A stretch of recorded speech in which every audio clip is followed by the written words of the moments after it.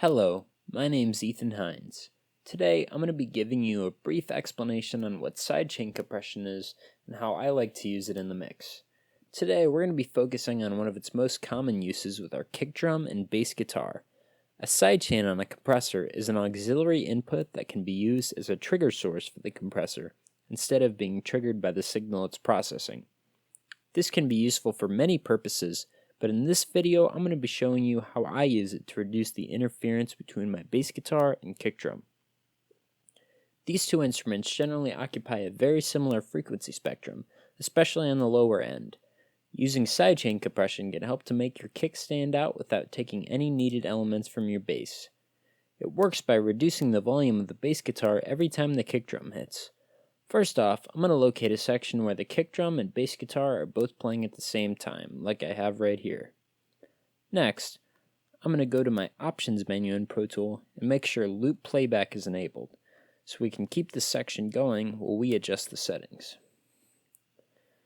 Next, we're going to go over to our Mix window and our bass track, and we're going to insert a default Pro Tools compressor limiter on the track. Next, we're going to go over to our little key symbol we have right here. It says no key input. This selects the sidechain source for the compressor. So we're going to go over to bus menu and we can select any bus that isn't being used. But in my case, I'm going to choose bus 24. Then we're going to go over to this little sidechain box right here. We're going to click on this key symbol. This is going to enable our sidechain that we just selected right here. Next, we're going to go over to our kick drum track, and we're going to insert a send to that same bus we have. I'm going to start this off by setting it at unity gain and making it pre-fader. Next, I'm going to play the track and explain how some of this is going to work.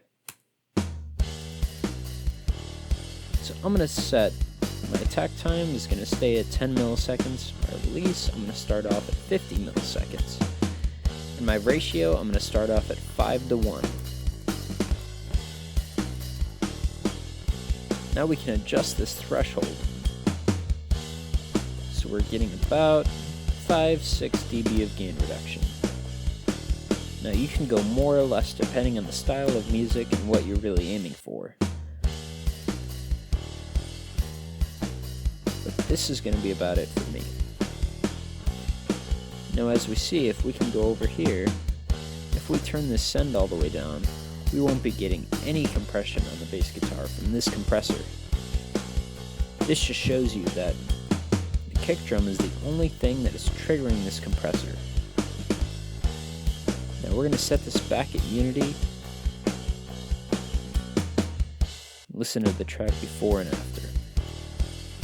So I'm going to bypass this and then unbypass it so you can hear the difference.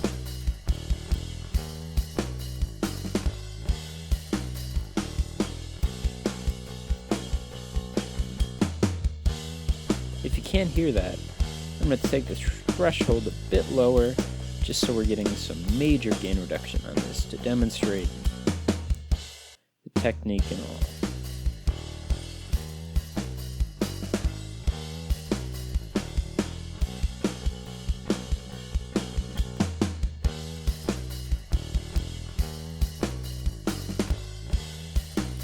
As you can hear here, this is some pretty serious gain reduction on the bass. You can hear some pumping and breathing, which we don't really want.